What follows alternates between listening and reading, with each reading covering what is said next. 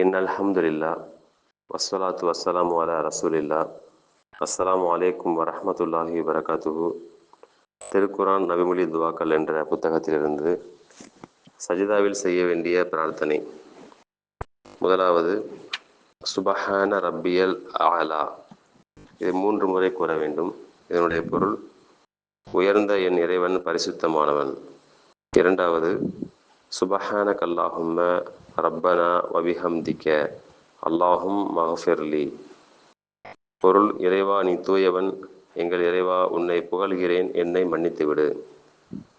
மூன்றாவது, சுப்பூஹுன் குத்தூசுன் ரப்புல் மலாஇகதி வர்ரோஹ்.